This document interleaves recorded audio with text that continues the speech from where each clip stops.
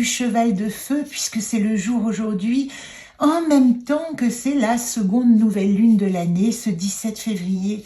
Alors c'est un tirage de nouvelle lune que je vais vous proposer. Vous savez que nous avons rendez-vous une fois par mois, principalement pour que je vous propose des tirages ou des moyens de découvrir des tirages symboliques.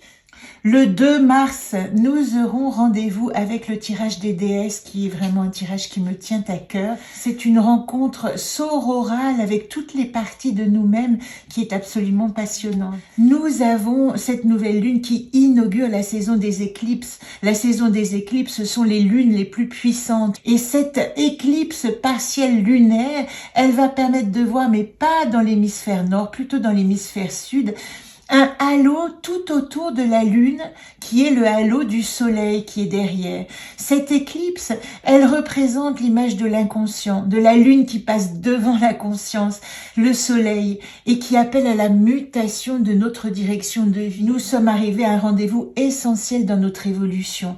La première lune a fait le travail de bilan de l'année écoulée. Cette seconde lune, en fin du Verseau, au degré anarétique, annonce comme une remise à jour de notre destin, comme si nous ouvrions un portail de plusieurs mois avec la fin des anciens codes, peut-être une rupture mentale qui peut être brutale si nous avons résisté aux changements nécessaires. Ceci au niveau personnel autant que collectif. Il y a un lien entre nos pensées et l'évolution du monde.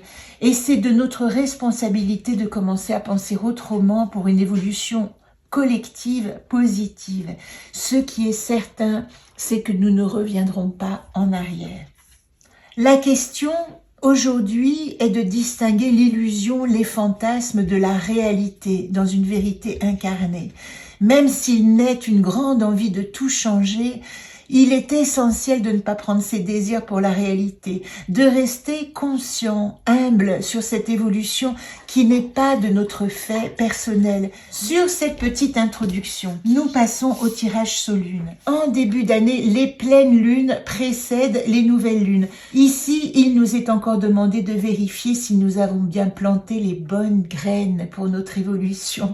Cette lune vient nous rappeler que nous avons à respecter la sagesse de nos ancêtres, mais également en triant les données que nous avons reçues pour conserver ce qui nous fait grandir, non pas ce qui nous maintient en enfance ou en victime de schémas familiaux, voire transgénérationnels, voire karmiques.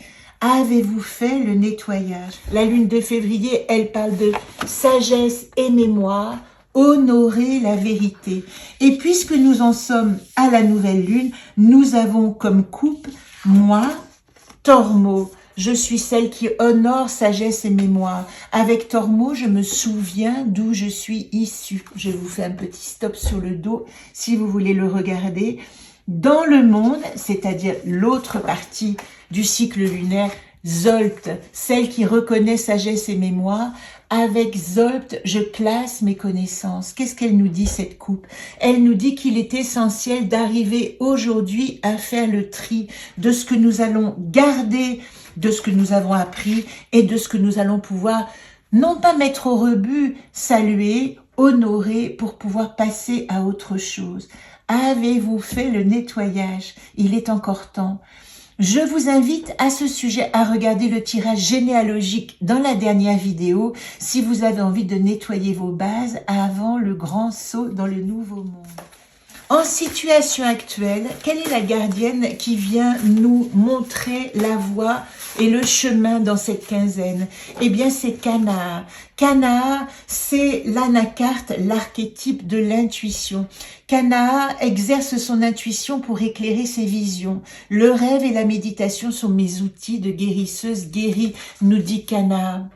À ce sujet, il est fort probable que vous ayez encore un ressenti nécessaire de rester dans votre grotte, dans votre paysage intérieur, de pas avoir encore trouvé tout à fait le lien pour sortir dans le monde, car ce nouveau monde, on va dire, est encore en chantier, en état de chaos, et Kanaa nous rappelle combien il est important, dans ces moments-là, de rester lié à notre petite voix intérieure. Si vous avez besoin de silence, de méditation, de concentration, de ne pas vous exposer au monde, Kanaa nous dit, oui, c'est le moment ou jamais quand je n'ai pas envie de m'exposer, d'aller regarder à l'intérieur cette petite voix, d'aller écouter ce que j'ai encore besoin de savoir pour me préparer à ce grand saut dans le nouveau monde. Évidemment qu'un saut pareil, il ne se fait pas juste en 15 jours de cycle lunaire, c'est juste un démarrage. C'est un démarrage important d'une autre forme de penser, d'agir, d'être et peut-être même d'aimer. Alors je vous donne les atouts que nous propose ce cycle lunaire.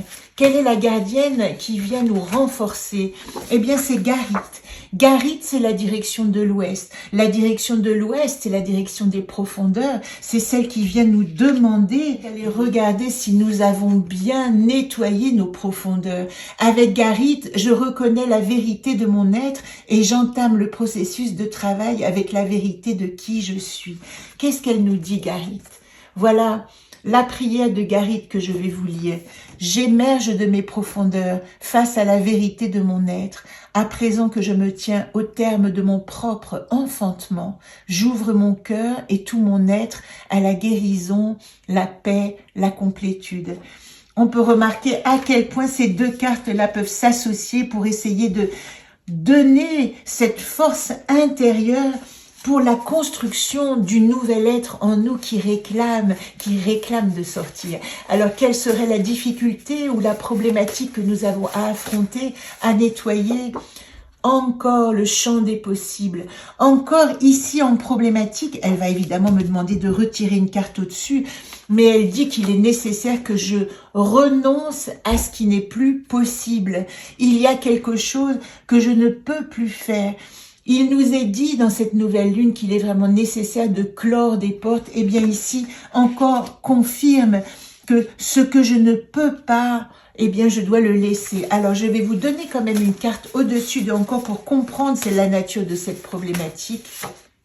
C'est Xerda. Si je veux passer en force, et c'est intéressant parce que les deux conquérants de ces archétypes anakartes sont ici, Garit, force et courage, Xerda, estime de soi, je suis cap. Eh bien, quand elle est ici, Xerda, elle dit « Je dois accepter qu'il y a des choses que je ne peux plus. » Je vous ai parlé tout à l'heure d'humilité, oui. Ne pas prendre ces illusions ou ces fantasmes pour des convictions à réaliser absolument. Ici, Xerda nous demande une certaine humilité. Ne pas aller au combat, pour moi, c'est vraiment le sens de cette mise en garde de la problématique, mais plutôt, quand les choses ne sont plus possibles, peut-être est-il temps de renoncer pour ouvrir la voie à d'autres possibles. Et je vous donne la carte d'invitation, de solution, celle qui va nous permettre de suivre ce chemin, c'est Donat. Donat, c'est l'exploration des secrets. Donat, c'est aussi une carte qui nous parle de réserve et de discrétion. Avec cette nouvelle lune, et même avec ce cheval de feu qui va nous faire bouillonner d'enthousiasme. Je rappelle que Neptune et Saturne sont entrés en bélier, qu'il y a énormément de changements astrologiques qui font que nous allons avoir envie de ruer dans les brancards. Donat nous dit de garder une certaine discrétion. Moi, j'ai envie d'associer ce mot au mot humilité. Je fais un chemin intérieur qui me demande toute ma force et tout mon courage pour me repositionner par rapport à ce qui ne peut plus être, et je dois accepter que ce qui ne peut plus être maintenant doit être mis de côté et non pas utilisé pour l'affrontement. Et pour cela, dans cette quinzaine, peut-être serait-il judicieux de garder une certaine réserve, une certaine discrétion. Avec Donat, j'entre dans le silence tranquille de mon cœur pour entendre la voix sans parole de ma vérité intérieure. Il y a quelque chose de l'ordre de essayer de comprendre comment va se reconstruire notre paysage intérieur avant de le proposer ou de le projeter à l'extérieur. Je vous souhaite une magnifique année lunaire, une magnifique nouvelle lune, mais j'avais envie de dire un magnifique recommencement dans votre vie. Ça arrive.